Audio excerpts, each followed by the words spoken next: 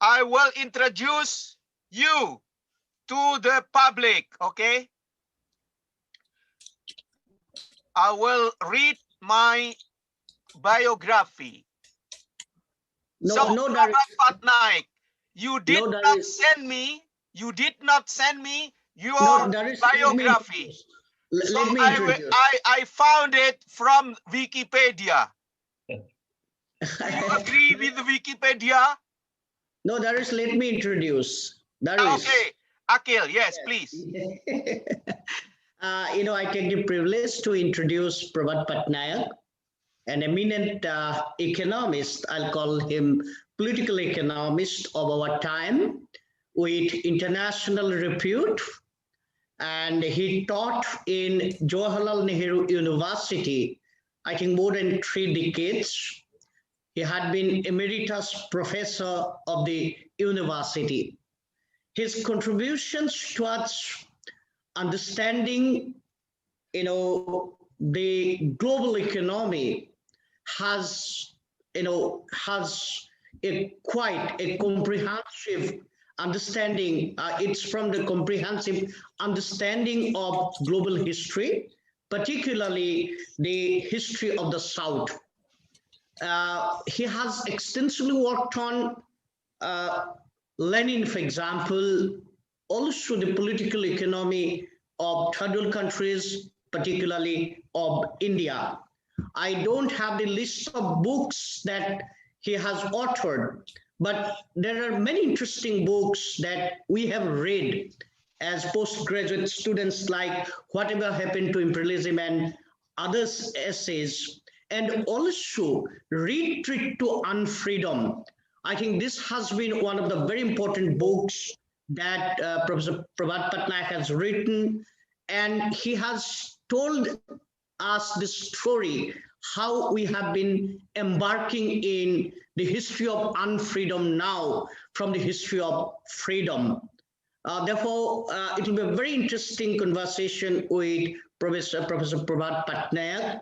Apart from his scholarly writings, he has almost everybody writing on all important political and economic issues of the country, of different regions of the country, and also of global importance. So with these few words, I welcome Professor Prabhat Patnaik and invite him to deliver his lecture. Thank you very much. Thank you for giving me this opportunity. Thank you for the introduction, very generous introduction. As Mila's film just now gave us a glimpse of a period which was extremely exciting for the people of the Third World, a period following decolonization in a number of these countries. Non-alignment was not just foreign policy. Non-alignment, in fact, developed from the very anti-imperialist struggle itself, and it carried over that struggle to conceptualizing a trajectory of development in which these countries would remain free of the domination of imperialism after they have won their freedom. Now, for this, there were a number of different, this trajectory had a number of different aspects. One, of course, was non-alignment. The other was getting hold of the resources of your own country, because political decolonization did not mean economic decolonization. Even after political decolonization, the imperialist countries continued to hegemonize, to continue to have hegemony over the resources of these countries, and to get hold of those resources was very important. And of course, if those resources were to be got hold of, then you required for it a kind of strategy of development in which the public sector played a major role in acquiring these resources, in which capitalism domestically was kept in check, and therefore it was an economic policy of development that was not classically capitalist. The third aspect of it was, is something very unique. It has not been much talked about, was to really build up an idea of a nation which was completely new. You see, whenever European countries talked in terms of a nation, the idea of that nation goes back to the 17th century, to the Westphalian peace treaties, and the European concept of nation had at least three characteristics. One was that the nation was supposed to be above the people, that the people made sacrifices for the nation, but the nation stood above them and it did not owe anything to the people. The second is that inside the nation, there was always the other, which was an enemy within. Jews everywhere, the Protestants in Southern Europe, the Catholics in Northern Europe, and so on. And the third is that from the very beginning, the nation was imperialist. As a matter of fact, within months of the Treaty of Westphalia, where the idea of the nation was pushed and promoted, Oliver Cromwell, the English Lord Protector, had marched into Ireland in order to acquire the world's first colony. Therefore, from the very beginning, this nation was imperialist. As opposed to this, you had in the Third World, in the course of the anti-colonial struggle, the idea of forging a nation altogether different. That nation, in fact, as President Sukarno said in Millar's film, that nation was to be based on justice. That nation was to serve the people. That nation was not supposed to be exercising its own imperialism. And that nation was one which, basically had to create a certain degree of equality. That nation had to acquire its own resources. The people had to be kept united. Now, for that, a degree of equality was essential. Therefore, non-alignment was not a foreign policy issue. Non-alignment was part of a project. It was part of a project of decolonization. Now, we know, alas, that project is no longer, in a sense, operative, because the world has changed. The Soviet Union, which was an important factor in the third world countries acquiring control over their economic resources, including of Egypt acquiring control over the Suez Canal, the Soviet Union no longer exists. You have a situation where in the world economy today, the dominant force is globalized international finance capital, to which the capitals of particular countries, the corporate financial oligarchies of particular countries are integrated.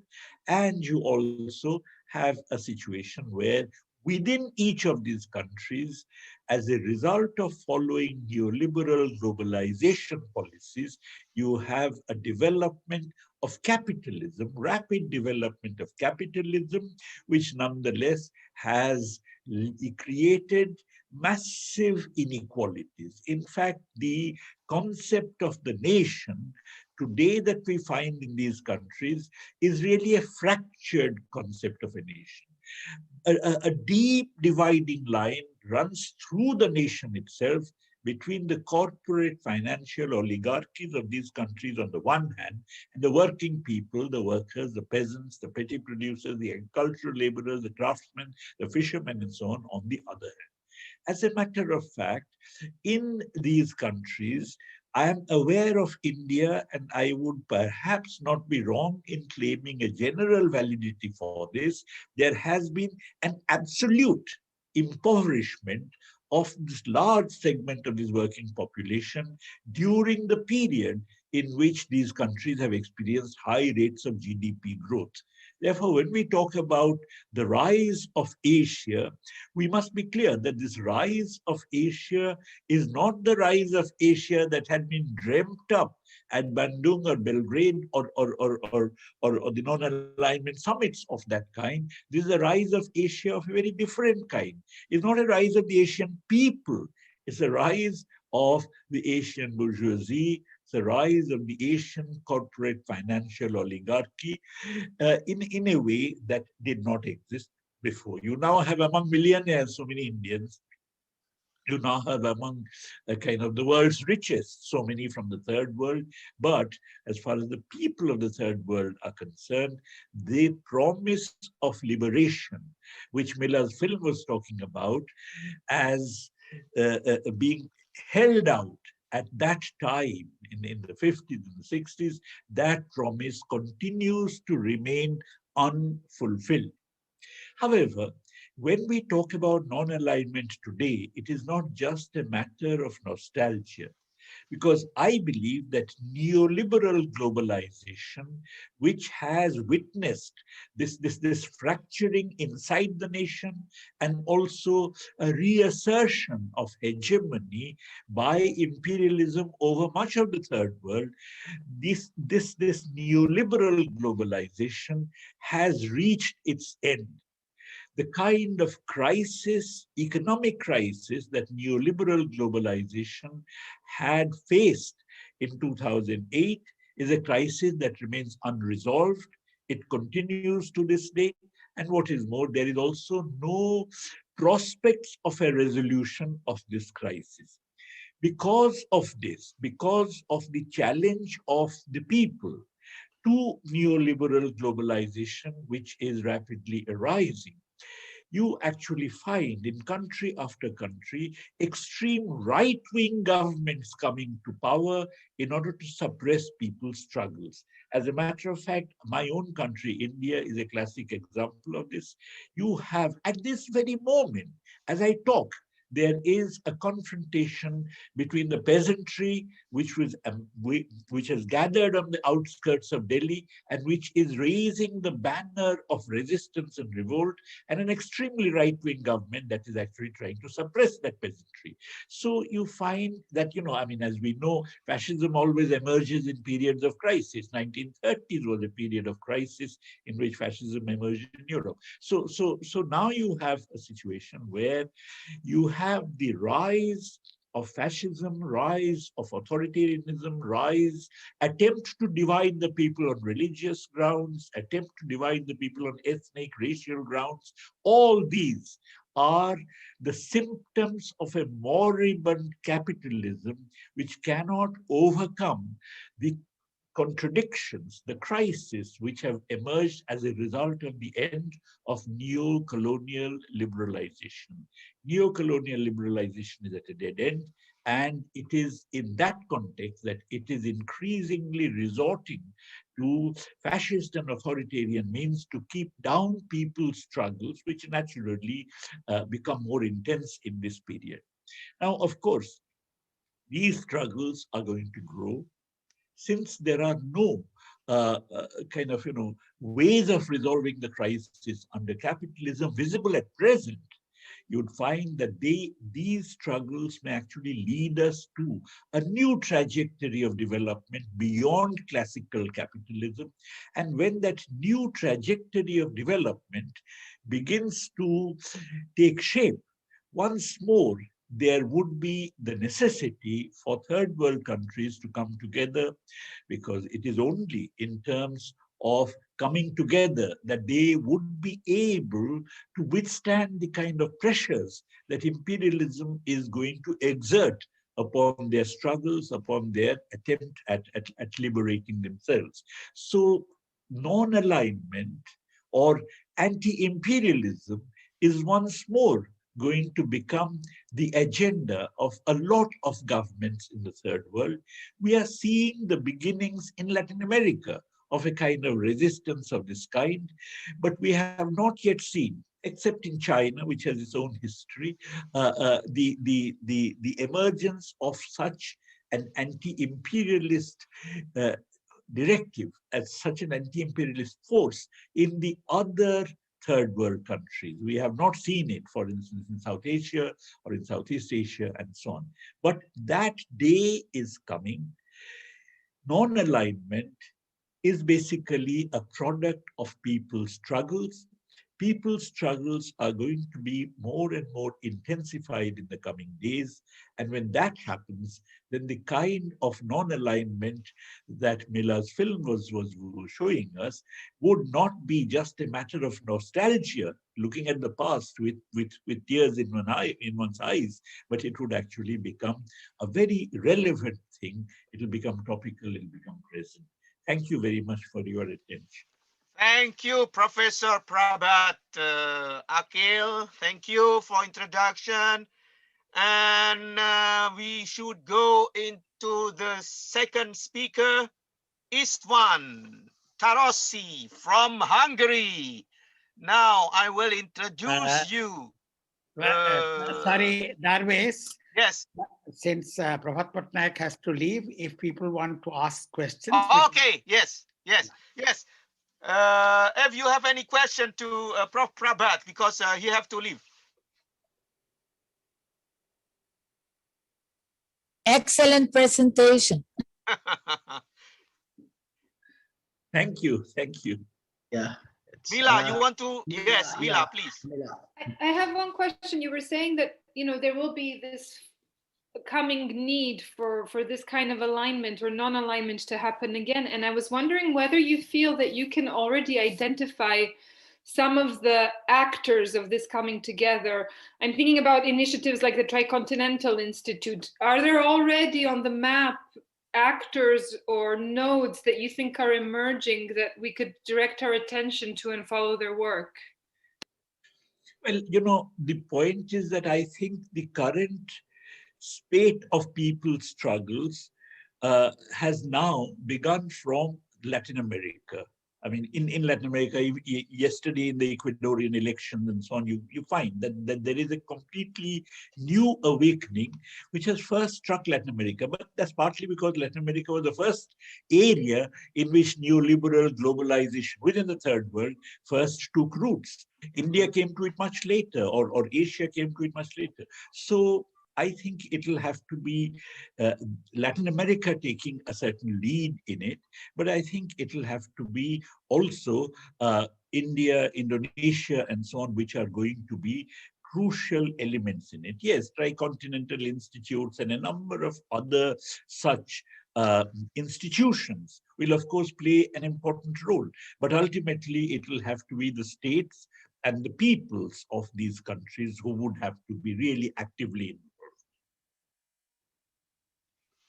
Professor Sami Namir proposed an international for the workers and the peoples, one of his last and memorable thinking. What do you think about that? I'm aware of that. In fact, I was very close to Samir when he proposed this and so on. But the only thing is that, you see, we do not, we do not have an internationally coordinated workers' movement. We do not have, certainly, an internationally coordinated peasant struggles. Countries differ in very, very fundamental ways from one another in terms of their class compositions. And consequently, it becomes very difficult even for a Brazilian comrade to understand the nature of the farmer struggle in India, except, of course, sympathizing with it because it is the oppressed who are struggling. Now, in that connection, to have an international, at least of the kinds that we have seen. We have seen 3 internationals, and we have seen the 4th international. So on. An international of that kind is something which does not appear to me to be of great promise at this moment. I know Samir's ideas were motivated by the best of intentions, Samir knew the third world very well, but it does not seem to me very realistic at this moment to think in terms of an international. I think it'll be much better if we have individual states in which people come to power and then they slowly coordinate amongst themselves in order to set up something like the non-aligned movement. That is more promising. Yeah, just a remark, because Samir, when we made an assessment of 60 years of Bandung, already said that Bandung is a success because it was it was launched and organized by states in order that civil society movement, workers, etc., success to this movement, the state must adopt this movement by people. That's his remark. Right. Yeah. That is what Professor Patnaik is arguing. Just a question. I mentioned about the book, Retreat to Unfreedom, and it was published maybe in 2003 or 4. I don't exactly remember the year right at the moment. Now, how do you move from retreat to unfreedom to journey towards freedom? You know, a retreat to unfreedom precisely is what creates the journey to freedom.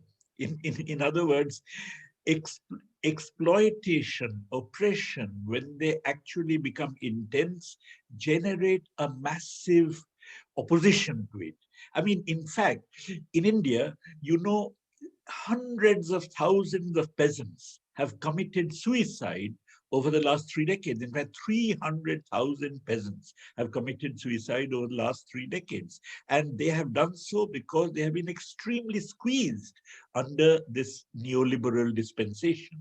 But on the other hand, that very thing has now produced the kind of anger and mobilization which we see. And that mobilization has an enormous strength.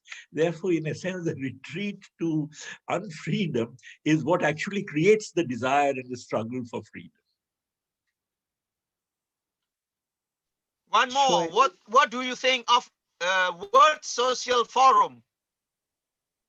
Oh, the World Social Forum. I mean, I think these are extremely important places to exchange ideas, to develop solidarities and so on.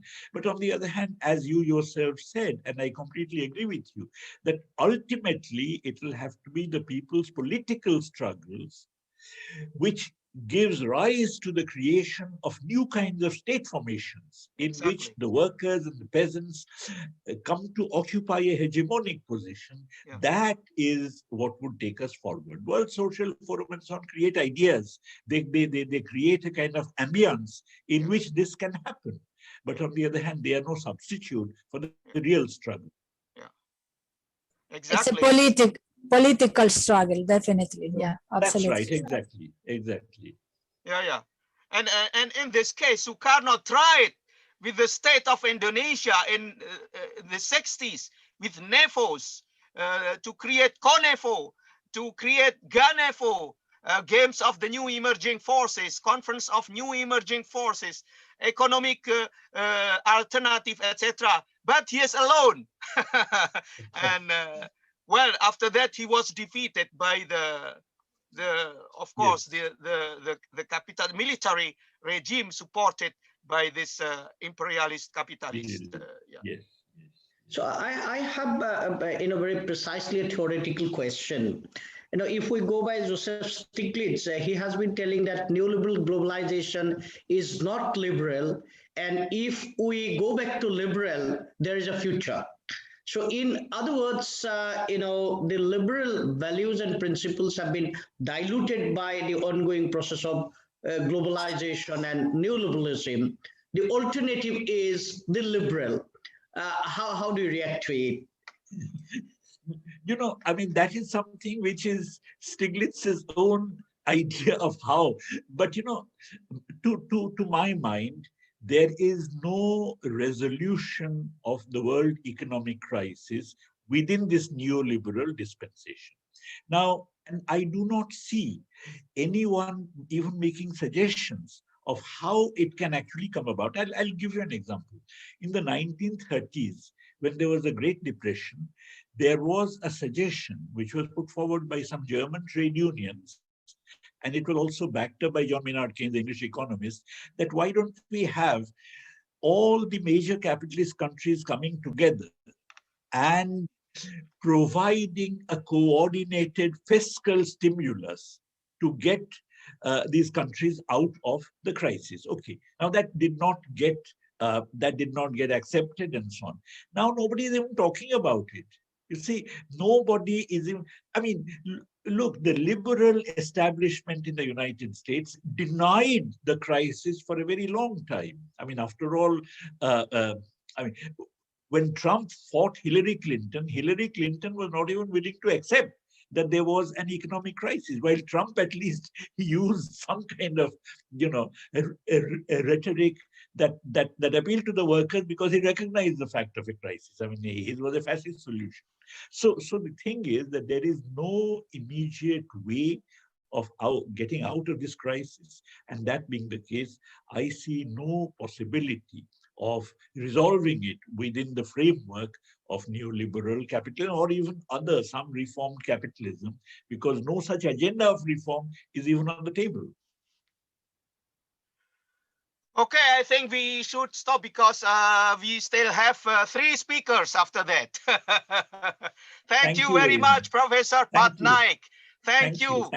Despite of your difficult situation, we understand very well. We hope that you will get better. Thank you. Thank you very much. So now we go to Istvan. Okay. So Istvan is I have my your biography here. Habil Doctor, PhD, Associate Professor, Political Science, African Studies, University of Pécs, Hungary. And you also Deputy Head of Department and Director of the Africa Research Center.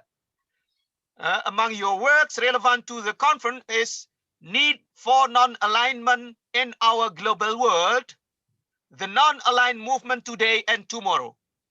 But it was already your article in 2005.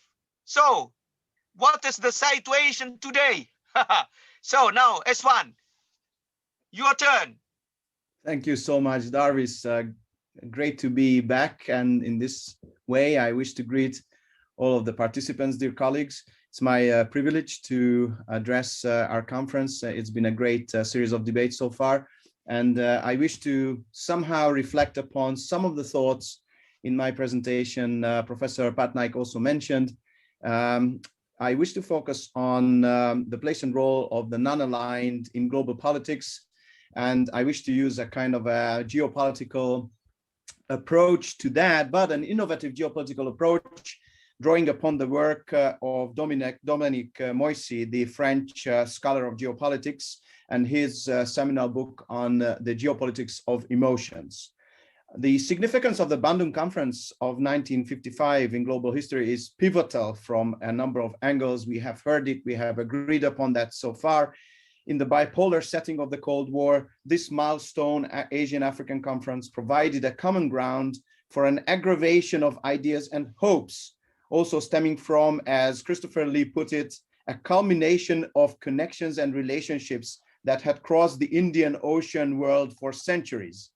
The hopes and aspirations will be crucial here. And these hopes and aspirations, articulated by the 29 Asian and African countries, were deriving from the fact that, according to the words of President Sukarno's opening speech from the conference, and I quote, "For many generations, our peoples have been the voiceless ones in the world, the unregarded, the peoples for whom decisions were made by others, whose interests were paramount, the peoples who lived in poverty and humiliation," unquote. In his 2020 book, Dominique Moissy pointed exactly in this direction in search of a better understanding of our international system, underscoring that today, quests for identity by peoples uncertain of who they are, their place in the world, and their prospects for a meaningful future have replaced ideology as the motor of history, with the consequence that emotions matter more than ever. And he proposed this innovative mapping, geopolitical mapping of our global world in an emotional way, clearly acknowledging the difficulty to analyze and categorize countries according to some such ideal types. And he came up with 3 basic types, namely primary emotions of fear, hope, and humiliation. Now, this resonates with, for instance, what President Sukarno that time mentioned. Moissy stated that these emotions are closely linked with the notion of confidence, which is the defining factor in how nations and people address the challenges they face, as well as how they relate to one another. So first, I wish to grab the emotion of hope, which, as Moisey argues, and I quote, is about economic and social empowerment, and its chief dwelling place today is in the East. But I would say that this seems to be a recurring state, kind of, then, as it used to characterize the East in the late 1950s and early 1960s, when in the post-Bandung years, after the institutionalization of non-alignment in the form of the non-aligned movement at the Belgrade Conference in 1961, countries of the region strive for policies along some clearly defined common denominators, including the eradication of unequal economic development in the world. Lawrence Luty is right in emphasizing that through such international cooperation, the members of the non-aligned, particularly the dominant countries, Yugoslavia, Egypt, Indonesia initially, and India later on, wanted to increase their influence in international affairs. And basically, from a geopolitical perspective, this is of utmost interest to us. This is exactly the focal item of our geopolitical investigation as we look at the place and role of the NAM, as well as the potential alternative its allied countries intended to present within the global system. During the 60 years of its existence, the NAM did present, we can state that, many achievements and delivered or contributed to the successful execution of crucial tasks, including, for instance, the eradication of the classical form of colonialism, or being instrumental in bringing about the end of apartheid in South Rhodesia and South Africa, as Sen put it, but also taking part in the beginning of the North-South dialogue. So the movement consistently articulated the importance of the right to development and sovereignty of the state over its natural resources. And actually that is very much resonating with what Professor Patnaik also mentioned, which I would like to return to in a second. So, you know, a kind of a sovereignty of the state itself over its natural resources, which basically have become cornerstones of world politics ever since. And from a geopolitical perspective, natural resources and natural resources wealth has always been subject to scramble, as we know, and to be able to utilize them for the sake of the development of the given state, right governance needs to be attached. Good governance, as we call it in a different way. Prerequisite to this, obviously, is sovereignty, which surely is not sufficient as long as the practice of patronage and rent-seeking in numerous instances narrows the circle of beneficiaries to the governing, in a number of cases, corrupt elite. So the non-aligned countries created, certainly from a geopolitical perspective as well, a new dynamics in the international political and economic landscape, which during the 1950s was largely overwhelmed by the security nexus of the two competing blocs of East and West. And as Marianne Marchand underscored, in the context of North-South relations, the South collectively attempted to define its relationship with the North around key economic issues. We also have heard that in the previous presentations. And their proposed new international economic order sought for a restructured arena with newly defined processes to respond to the needs of the then third world. Well, finally, turned out, we know, due to several changes in the international system, including, for instance, the outbreak of the third world debt crisis, the quest for a new international economic order actually came to an end. This, unfortunately, provided the ground for emotions, again, going back to Moisey's categorization of humiliation, emotions such as humiliation, despair, and fears about the future to get basically strengthened all across the South. According to Moisey, however, humiliation can reinforce the instinct of competition. It gives energy and whets the appetite, as he puts it. In other words, for humiliation to be good humiliation, if you wish, requires a minimum of confidence and favorable circumstances, such as a reasonably promising political and economic context and national leadership that is up to the task. And here, national leadership is crucial, connected to, again, good governance for the sake of society at large. We must not forget that gaining independence in the 1950s and 60s came along also with responsibilities, which also highlights the importance of the governing leadership clause, yeah? As Sukarno stated already at the Bandung conference, once again, let me quote him, we have heavy responsibilities to ourselves and to the world and to the yet unborn generations. The responsibilities and burdens, the rights and duties and privileges of independence must be seen as part of the ethical and moral content of independence. And on this ground, for the NAM and the Global South, the ending of the Cold War presented several new geopolitical considerations, which basically drove their countries into the formulation of new strategies. So basically, after the collapse of the Soviet Union and the dissolution of the Eastern Bloc, first we saw the rise of a kind of a unipolar moment, but it was really a moment. And we saw later on the development of more centers of gravity, claiming their rights in terms of decision-making all around the global space. As Salif Morfeh suggested, the movement instituted a new strategy of integration in the world in order not to be left out from the mainstream of economic and technological development. Instead of the successful concept of the new international economic order, priority was given to various forms of regional linkages with developing countries. So South-South collaboration, therefore, and strategic partnerships of that kind came into heavier being, basically, and put very much high on the political agendas. Today's international context, I would say, is better described as a kind of an interpolar, as Giovanni Grevi put it. And in a previous publication, Darwis edited, I had already posed the question, this question, is there a chance for a newly defined, or rather confirmed, reconfirmed framework of solidarity and collaboration among Asian and African states, for instance, to get more attention and voice in this interpolar globalism? And we could see, for instance, the rise of the new Asian-African Strategic Partnership, the NASP, for instance, if you wish. But there are so many other conferences. For instance, Professor Patnaik mentioned, what is going on about conferences, and we can see summit diplomacy, summitry, basically, so many different kinds. Let that be the India-Africa Forum Summit, let that be the TICAD, and let that be, for instance, the FOCAC. There are so many such, institutionalized series of discussions, series of negotiations going on. The question for the NAM in the new system, in the new century, basically is how institutionalized these are under one heading, yeah?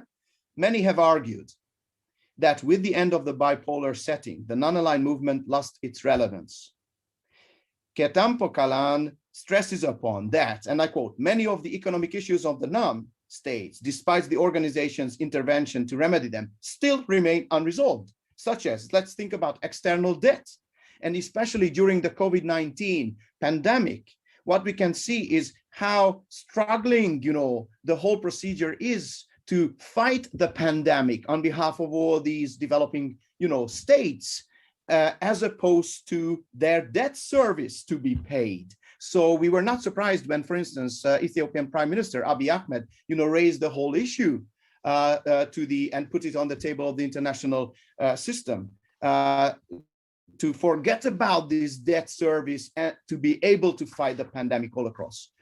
To continue with the NAM in our 21st century global system basically should be confirmed, therefore, and reconfirmed. And I agree with Morfeh that the NAM still exists and has adapted to the end of the Cold War by seeking more pragmatic and ad hoc partnerships. And I think ad hoc partnerships do play a role because along certain issues in world politics, it's really relatively easy to come together and work together. Pragmatism, therefore, is key for the 21st century, also from a geopolitical perspective. As we can see, NAM summits and high-level meetings continue to take place, and the promotion of South-South cooperation has been put high on the political agendas all across the landscape. How to reposition themselves in the global system of today, together with how to tackle global issues of insecurity and inequality, still offer sufficient ammunition for the movement and the global South to keep the spirit alive, obviously in a revamped and re-argued manner. And just to come to some sort of a conclusion, basically, what reforms are we talking about? What new institutional processes? Of course, a kind of a third way, or better to say, a kind of a southern way, or even better to say, a southern voice in the international system. which are very closely connected to some certain alternative voices to global solutions, are absolutely needed. And there is a need for them, basically, by many of the countries of Bandung, basically, and the Nam. So here we can go back to 2015, when the 60th anniversary of the Bandung conference took place. The then president of Indonesia said, basically, this is the revival voice of Asian African nations that cannot be replaced by anyone. And that's basically their voice in that respect. So strengthening South-South cooperation to promote world peace and prosperity was basically a kind of an echoed sound of the restructured idea. However, I would also like to draw attention to something that we don't really talk about that much concerning the South-South context. And that is what my good friend and colleague Ian Taylor from the University of St. Andrews put it in his book, Africa Rising, BRICS, Diversifying Dependency. That's the title of the book. So raising certain attention about the extended group of entities, for instance, focusing on Africa as external forces, creating more dependent linkages for African actors. So it will be about the African agency issue. And it's always about the agency issue, I think, to be able to take control of its own resources and to be able to provide themselves with decision-making facilities and commitments. So basically, concluding remarks, I would say that Lumumba Kasongo is right in emphasizing that the essential political issue is to develop first the state's welfarism as the foundation of African-Asian solidarity.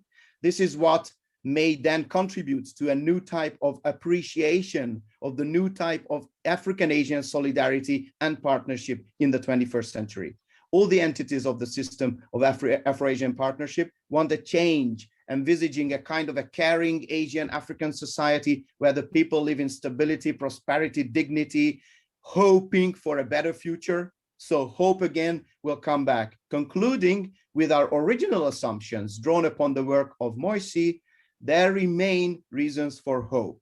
As there is a new generation of leaders, there is the increasingly important role of women, who are claiming their rightful role as the engine of hope for Africa and other vulnerable parts of the developing world, together with economic hope out there.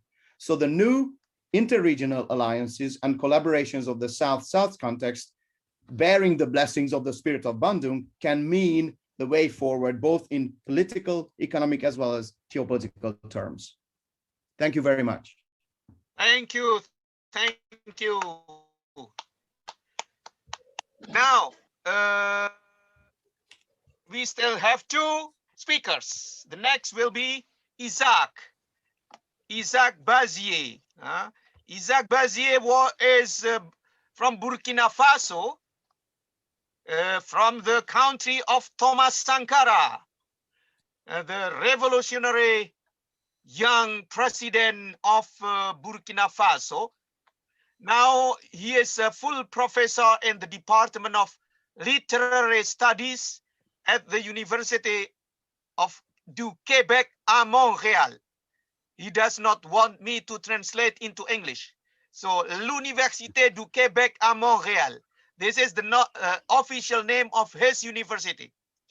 And he is vice president of the Canadian Association for African Studies and co-founder and director of the Laboratoire des Afriques Innovantes. From a decolonial perspective, Professor Bazié teaches and researches on African and Caribbean literatures, figuration and theorizations of world Africa, canon of world literature, the links between literature, collective violence, memories, and identities. His current research projects are about innovation from the point of view of African studies and the Dunia, which aims to make a conceptual map of local and global issues in non-dominant representation with focus on Africa. Is it correct? Now, is that it yours? Thank you very much. It's my pleasure to be here today with you, and I'm very, very glad to hear the points we already had, and now about Africa also, and Istvan. Thank you very much. It's very insightful. So, and then it's a good link to my my paper, which I call non-aligned movement and morality in a polycentric world. I just want to share my screen with you and then try to bring it clear. One second, a warning, because we have published the available abstracts. In fact, I checked that the abstract, your abstract, put it online. It was the abstract for the call for papers for our October conference. So it is it should be updated. Just a warning for the participants. Okay. Okay. So thank you. Let me show you share.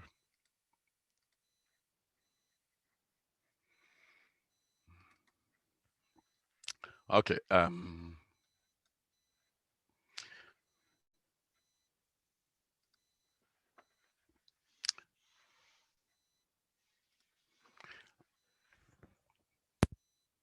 So I hear the problem of the relevance of Nam, and I just want to introduce my paper with the remarks that it isn't a problem about when one has to justify his existence and relevance for organizations and for people as well. It is identity is never granted, so it is a proposal that must be regularly asserted and experienced by those who believe in it. Nam is doubtless son of Bandung, it was already said, and to whom historians of non-alignment keep referring, and rightly so. Nam was born in a very polarized, divided world between opposing ideologies. Does the affirmation of a polycentric world in the 21st century diminish the relevance of non-alignment? So my point of view is from cultural studies and identities. So I'm not an historian, or I'm not in political sciences, but the points I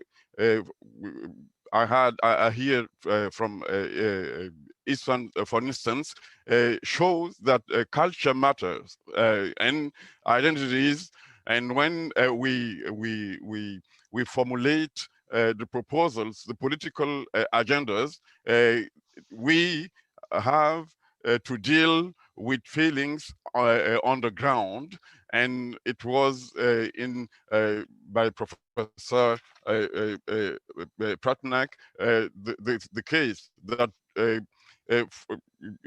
people from on the ground should be taken in account to formulate political views and agendas, so that we can have another way to escape the actual neoliberal globalization. So it's why I am studying cultures, trends, identities, and how they can build a mean to formulate resistance against the new forms of imperialism. So this is the point, my point of view, the way I come to the debate and join you. My paper is based on major and implicit dimensions that are easily forgotten when it comes to discuss concerns and strategies of Nam, identities, cultures, and values, worldviews held by the peoples for whom both the Bandung and Belgrade conferences were organized. My reflection will help to highlight the importance and implications of what the pioneers of Nam called moral force. At the 7th NAM summit in New Delhi, Thomas Sankara, former president of Burkina Faso, identified the main characteristic of the movement in these terms. He said, I quote him, "Our movement is first and foremost a moral force that brings together countries and around a positive and constructive policy to promote collective peace among themselves and among all the countries of our planet." We will see that 60 years after Belgrade, this perspective can be linked to decolonial approaches in order to reflect on the future of humanity. It is, from our view, useful to take up the major point of the Belgrade conference in order to highlight the importance of cultures, identities, and ideologies on the one hand. On the other hand, it will allow us to point out an abstract dimension of from which the movement finds legitimacy to tackle major issues on a global scale. By doing so, I'm working with the results of the successive proposals and interpretations made at the Bandung Conference in 1955, the Belgrade Conference in 1961, as well as with some statements, and I'm borrowing from Sami Amir, Walter Meiolo, and so on. So my first point I just want to mention is that globalization equal westernization and subalternization of big parts of the world. The way it's a commonplace, I think. The NAM is a movement against a kind of globalization of the world insofar as it is a westernization based on injustice. Sami Amir said, I quote, "Our movement could be called the non-aligned movement on globalization. We are not opponents to any form of globalization. We are opponents to this unjust form of globalization in which we are the victims." End of quotation. So now there are difficulties in perceiving non-Western players, above all Africa, as an ally in the necessary and urgent reframing of the world order. The reasons are well known. They are to be found in the historical colonialist and neo-colonialist foundations on which the West has built its relations with Africa and Asia as well. And exceptions do exist, you know, faced with China and the rise of Asia more generally, there is a modulation and variable geometry in these relations. One forgets too often, however, how much actual globalization works with stereotypes and ideological grids inherited from the system that justified slavery, colonization, and neo-colonization order in the world. The violent revision of the memories that we are seeing through the unbolting of statues last year is a sign of the urgent revision of those great stereotypes in which the victims of the current globalization have been locked up. My second statement is the following. Globalization equal world impoverishment in terms of knowledge production and world views, cultures, identities. I have to quote again Sami Amir. He said, "The non-aligned movement was formed in 1960 in the path opened by the Bandung Conference of 1955. It sought to assert the rights of people, of our peoples and nations of Asia and Africa, which has not been recognized as being worthy of being partners in the reconstruction of the new world order." And this is the point.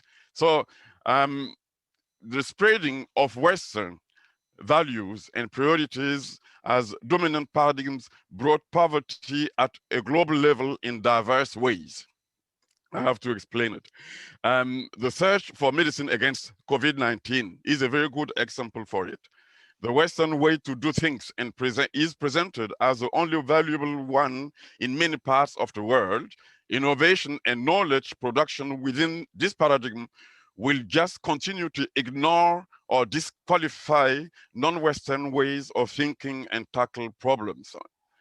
These different ways and methods have to do with cultures, identities, and worldviews. Let me make one important point. When I have to travel from Montreal to Ganjo, for instance, or from Ouagadougou to Cluj-Napoca in Romania, I am very happy not to spend months on the oceans and on donkeys. My perspective here is not a systematic break from the benefits of the West that the West has brought, but it's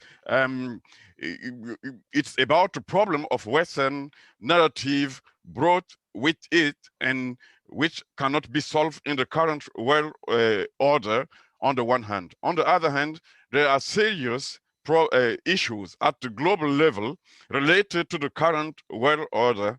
How can it be the source of the problem and its solution at once?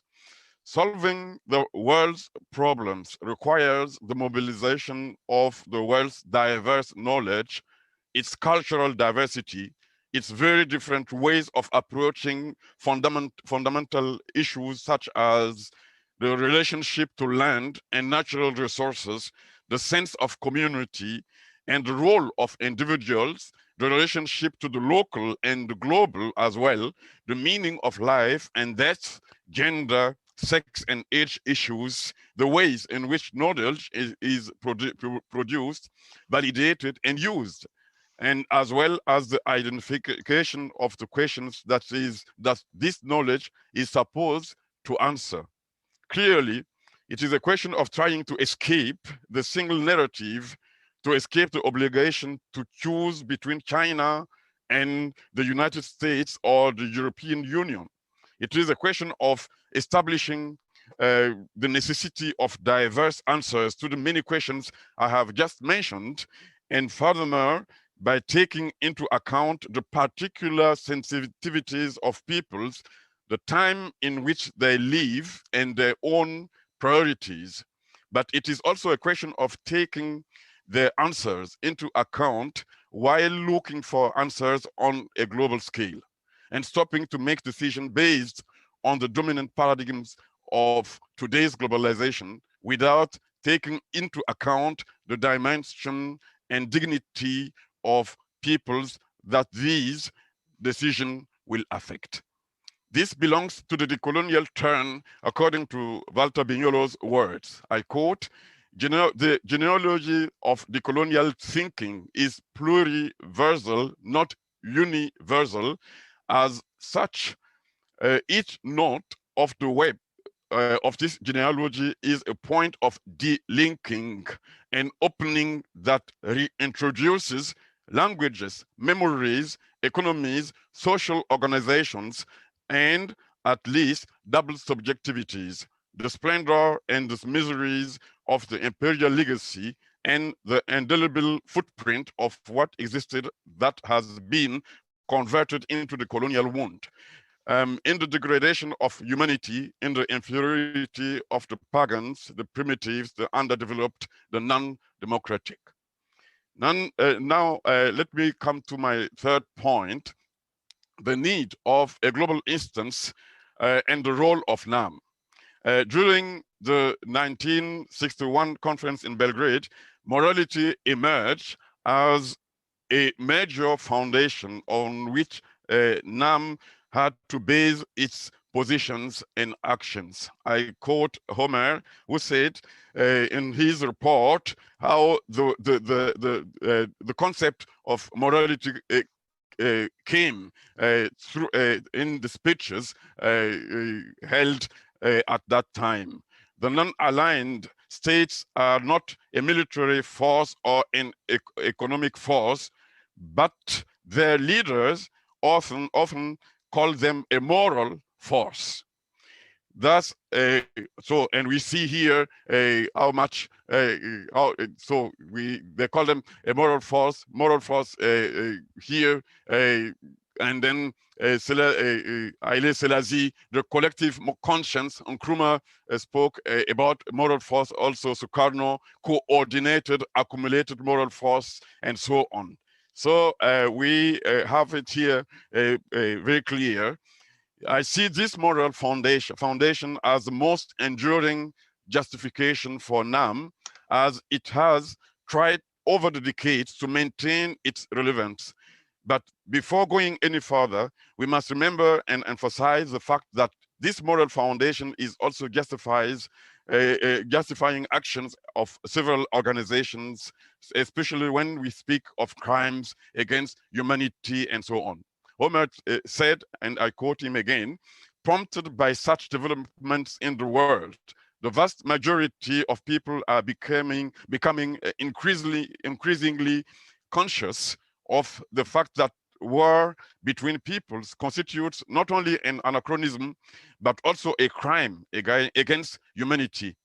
The awareness of peoples is becoming a great moral force capable of exercising a vital influence on the development of international relations. Certainly, no one can avoid discussion about what is moral or not, but in its pragmatic dimension, this moral foundation is the place where formerly colonized people come together and continue to struggle against the order of the globalized world in which they do not recognize themselves. Moral consensus at this level becomes accessible to many players. As such, it also becomes the means for concrete positions and actions. This moral criterion makes it possible to keep the principle of non-alignment in its actuality. According to this moral principle, what does non-alignment mean in a world that is no longer divided between two blocks? It undoubtedly means the exercise of a free judgment based on morality that must be applied to particular situations. Getting rid of the global obligation of to choose between dominant positions is a genuine condition for it to happen.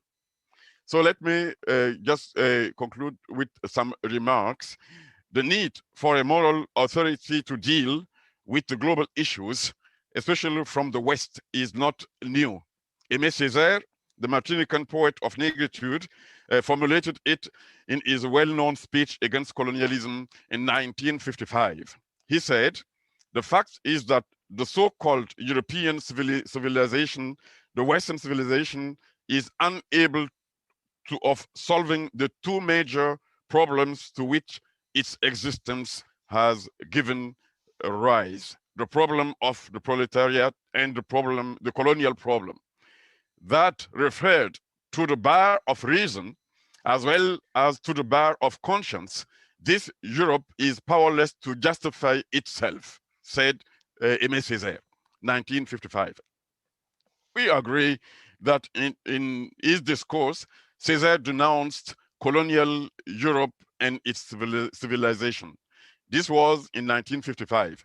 In 2021, what must be returned is the need to maintain a critical judgment based on the moral principles opens the way to figure out where degradation of humanity continues to happen, but also how to imagine a new world order that benefits from innovative practices coming from non-dominant cultures and identities. Thank you very much. Thank you. Thank you, Isaac. So let me remind you that we have to stop at 4:30, and then we will start the next session at 4:45. So we still have around 25 minutes for a presentation and then discussion. So I will invite now Devon Dublin. He is from Guyana, He is initially, at the beginning, was doctor in veterinary medicine and zootechnic with the summa cum laude from Agrarian University of Havana, Cuba. And then got masters in marine life sciences, Graduate School of Fisheries Sciences, Hokkaido University, Japan. And then doctor in global environmental management, Graduate School of Environmental Sciences, Hokkaido University, Japan. And now he is program advisor, global education leadership, Hokkaido University of Education, Shiroyama, Kushiro, Hokkaido, Japan. Now, what time are you in Kushiro, Devon? It's just after midnight. After midnight, so you imagine. It's time for sleep. Yes, now it's your time to talk. Yeah, actually, I've been up more than 18 hours already because I actually worked as well. But thank you very much for those kind words, Darwis. I'm gonna try to share my screen. Okay, can you guys see that? Not yet.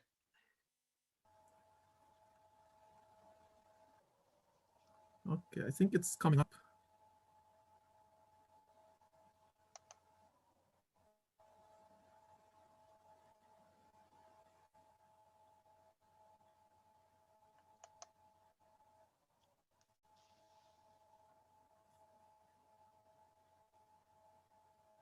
It's working now? Yes. Okay, perfect. All right, thank you. All right, so basically what I'm going to do is to first look at this topic of ecology and sustainability in relation to the non-aligned movement. I want to look a little bit in the historical context, and then I want to examine the question of why we need to have some type of change in the world, especially with the support of non-aligned movement members, and then also look at how these changes could be obtained. What's the method? And I also want to look at the future, primarily on the basis of the outcomes of the most recent ministers meeting and non-aligned movement summit that occurred in 2018 and 2019 respectively. All right, so first of all, the historical context. So natural resources have been the source of conflicts in many occasions, and also natural resources has been used as well to fund conflicts. And what happens a lot of times is when we have warfare or any kind of conflict, the environment tends to go on the back burner. It takes the brunt of the effects of these types of events. And peace in itself translates into a better environment. The 1987, the Brundtland Commission report, it's very famous because of the fact that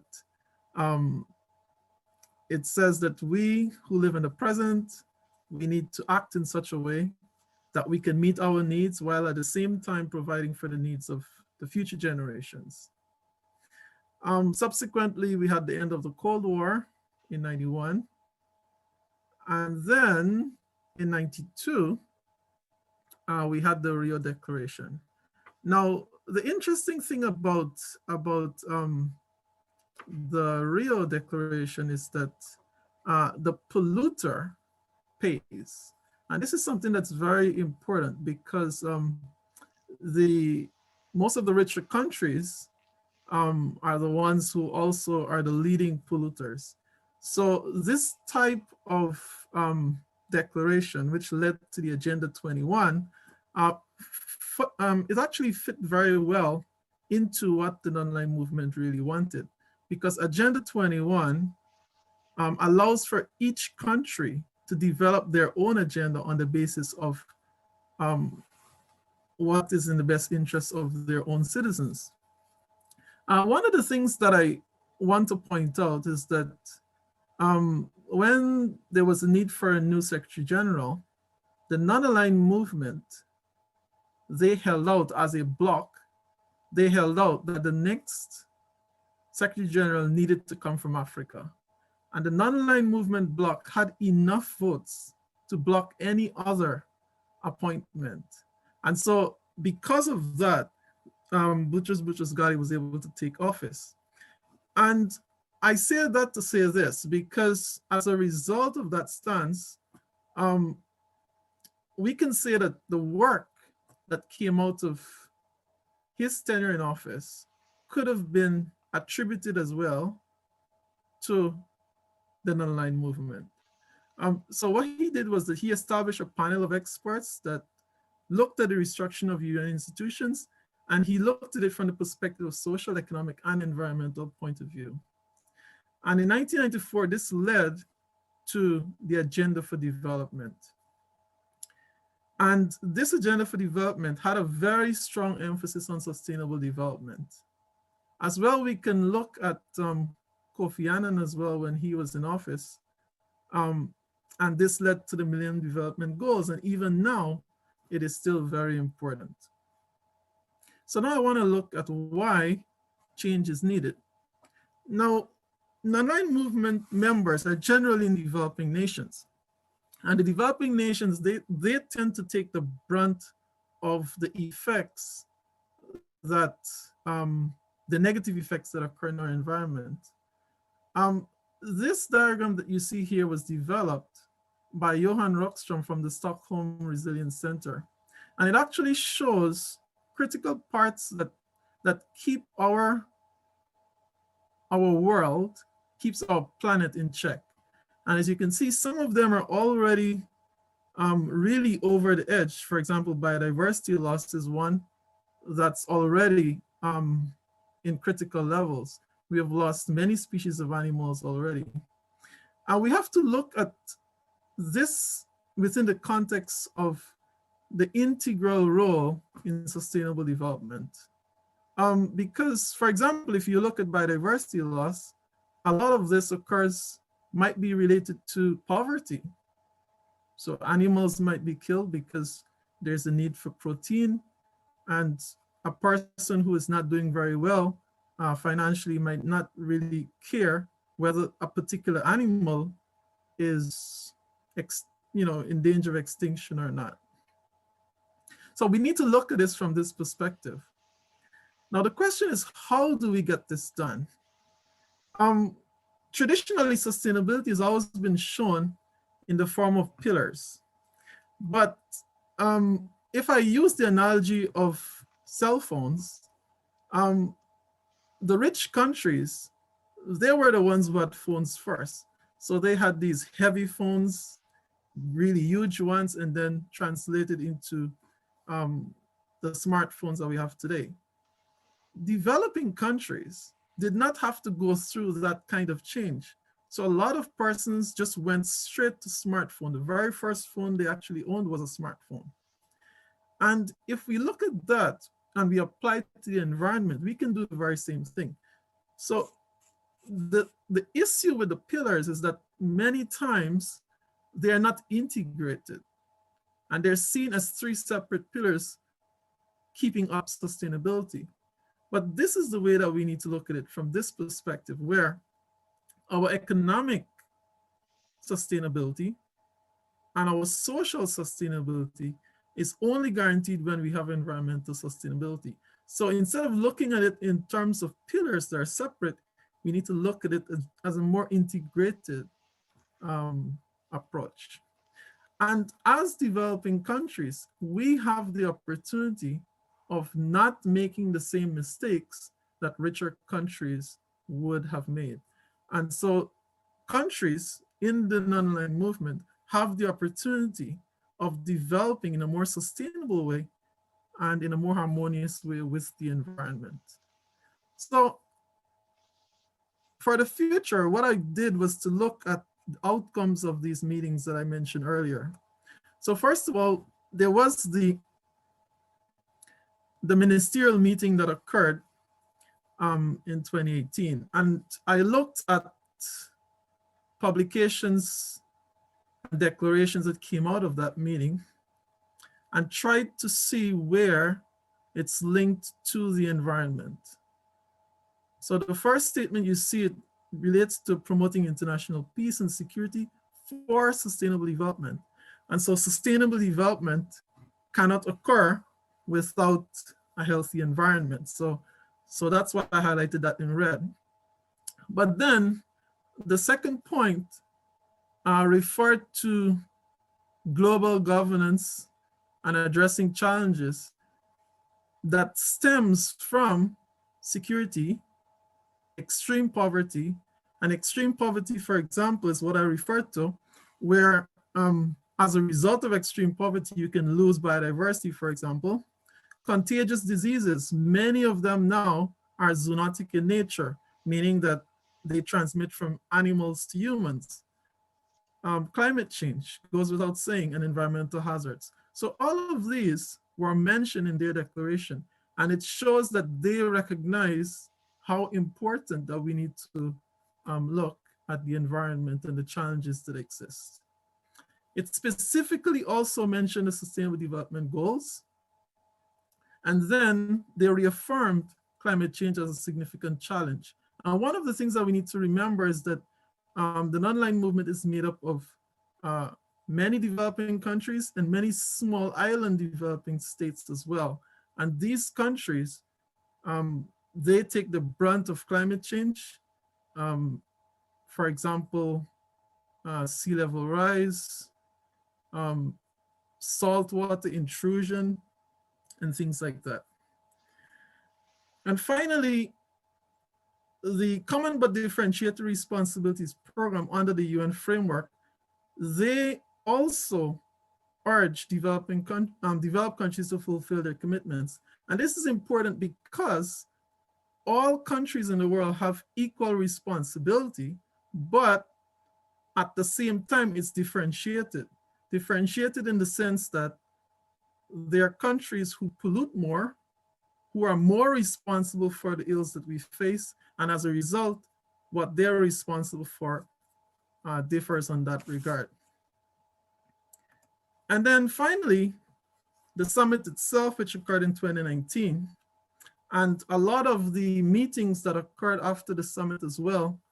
But one of the things that happened is that this was overtaken by COVID-19 eventually. So a lot of the things that came out was focused mainly on COVID-19. But in spite of that, it was very clear to me that the environment was still going to be somewhat a focus of the non-aligned movement. And if you look at COVID-19, apparently, or there's a lot of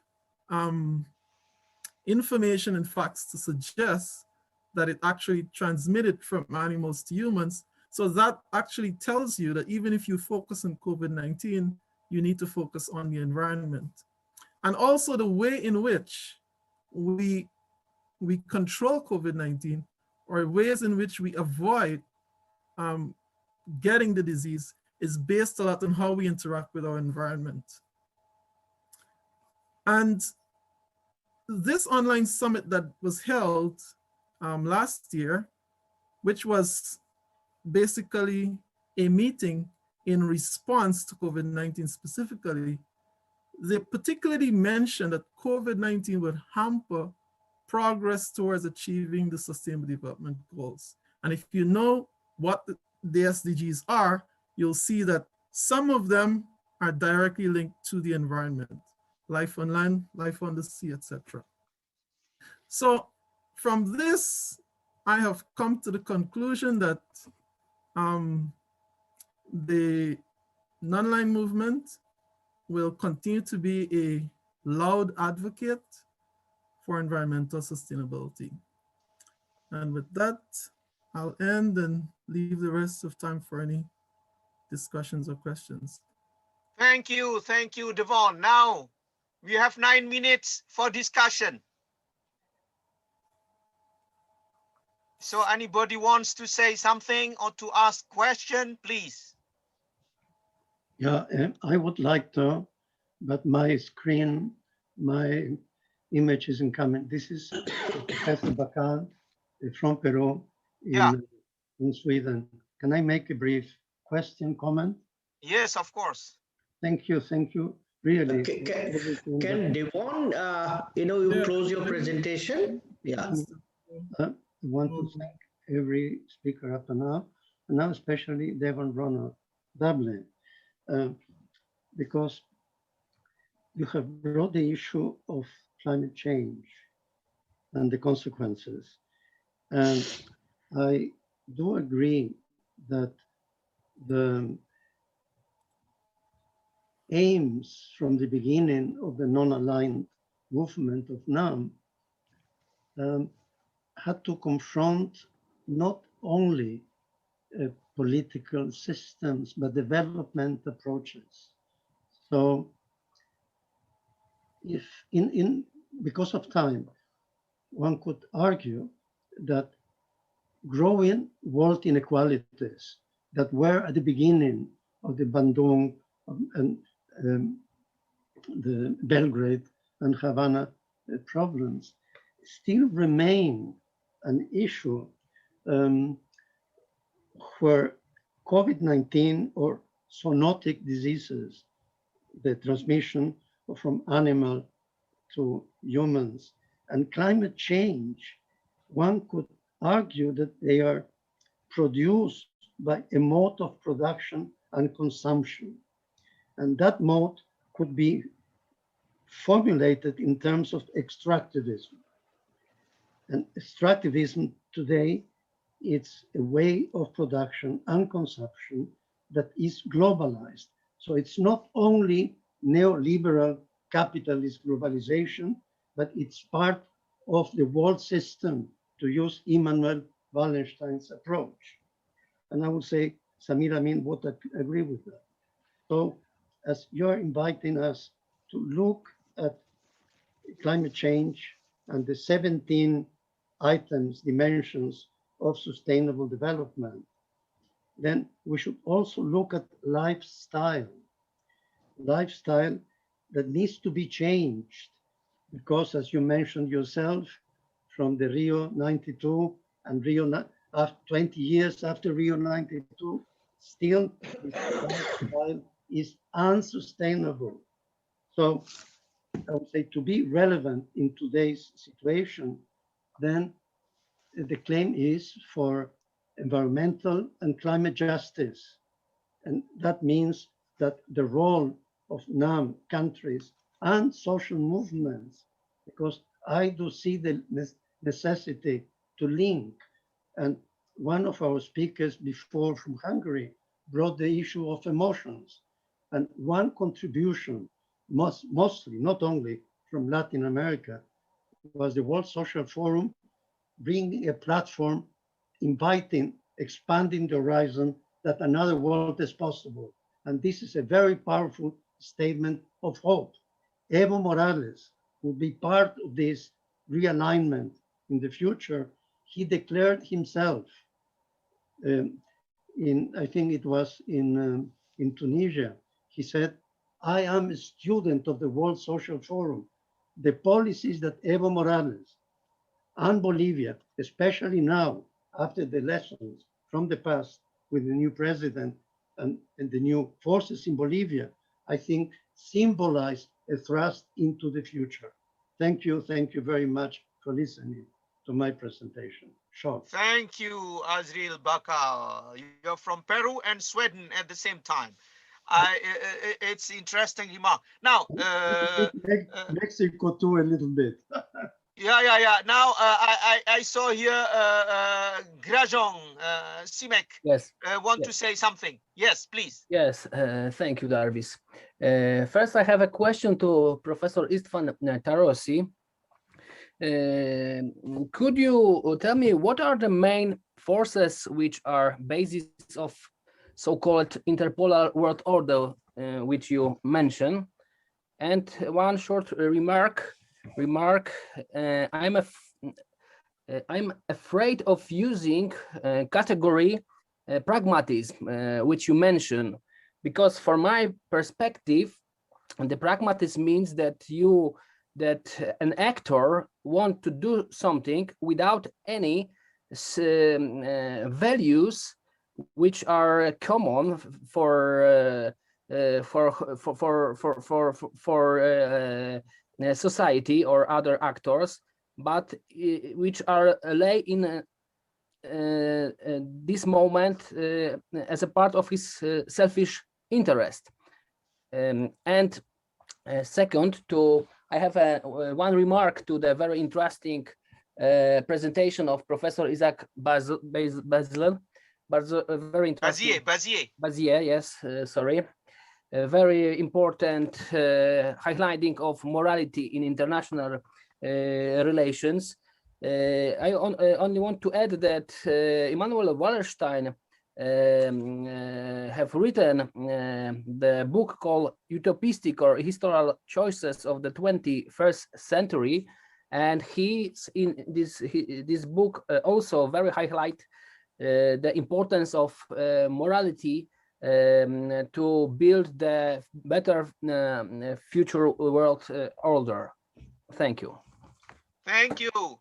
Now, I see Mano, Professor Mano Ranjan Mohanty, please. Your microphone. Unmute yourself. Isaac, that was, really very interesting. All the three were very good. Isaac, I have a quick question. We have very little time. This moral force is actually a moral political force. And therefore, because, we have so many nonviolent resistance movements, so many peaceful struggles, and these are states coming together and trying to impact with reason and historical evidence the desirability of change. And so this morality is actually an important political force. Therefore, can we use the term moral political rather than only moral? Okay. So we are running off time. So now I give the speakers to react. Okay. Darvi. Yes. Just a question. It's possible. Okay, Marco. I did not see you raising hand. Yes, please. Okay. The question is, the last speaker, Devon, designed the way out, because how to build a new world order, how to build a new economic model. The sustainability approved inside the United Nations is the way, because they design a real new development model based on the quality. So it should be interesting to understand how the NAM countries are committed in this direction, because this is the only direction to build a new development model. Exactly. And also the NAM is always in conformity, respect the charter or the UN, United Nations as a international authority. Yeah, okay. So I hope there's no question anymore. And now I give time to the three speakers, 3 or 2, yes. Yeah. May I start, Darwis? Yes, okay. Thank you, Professor Timak, for the ideas you raised concerning interpolarity first and then pragmatism. So I actually referred back to the work of Giovanni Grevi from 2009 in terms of interpolarity, which is basically a kind of a coined term of deepening interdependence and basically a gradually developing multipolar setting in the international system.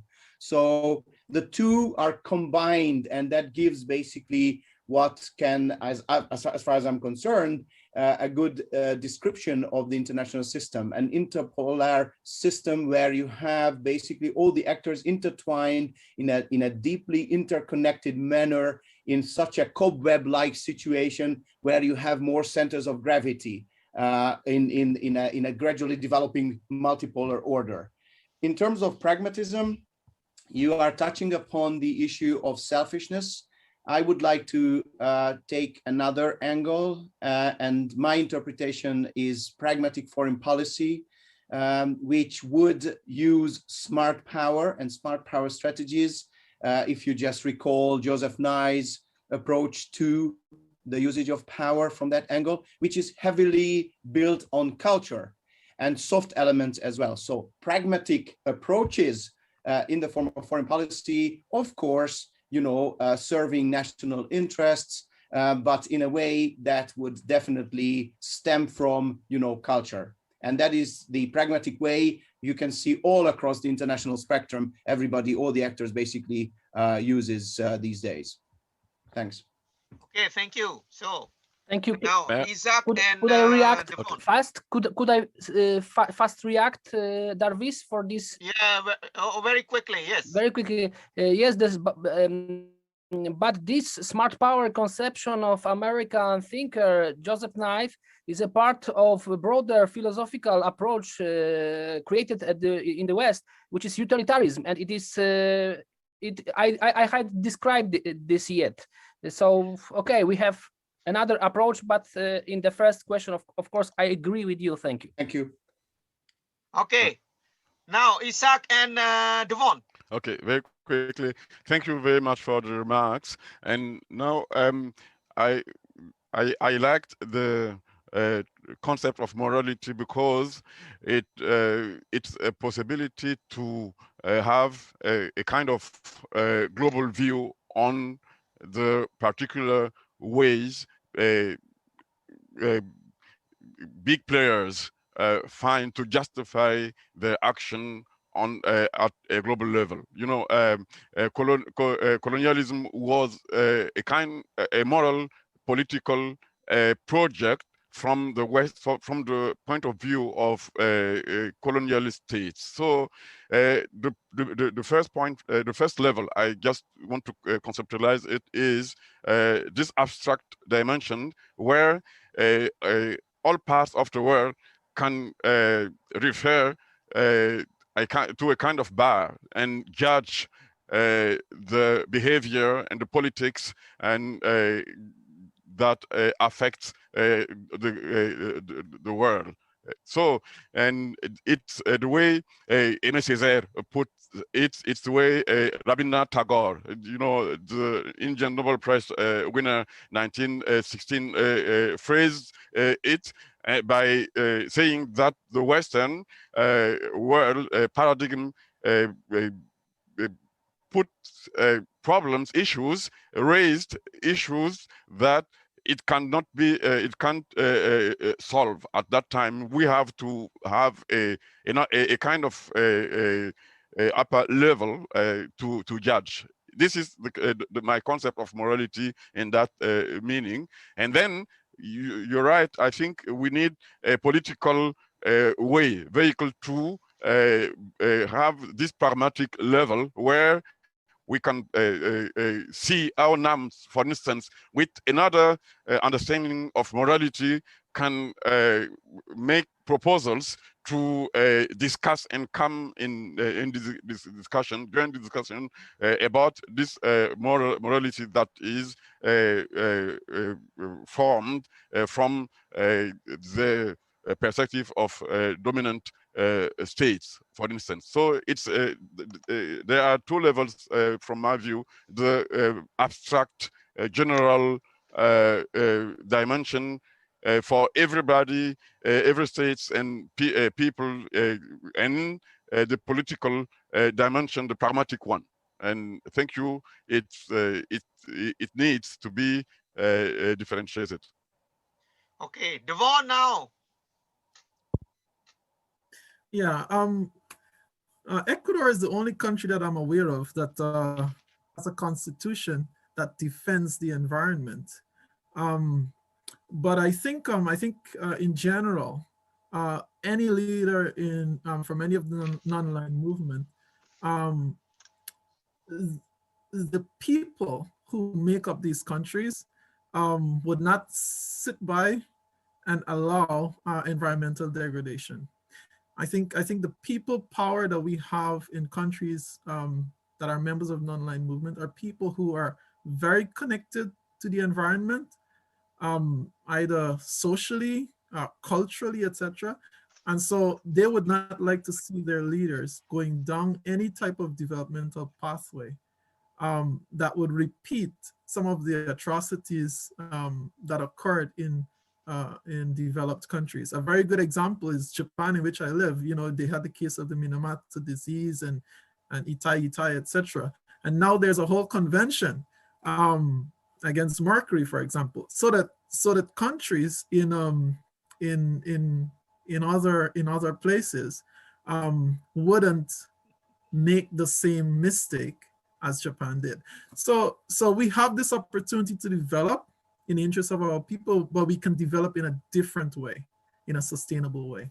And I think we have enough lessons to learn from that can allow us to do that.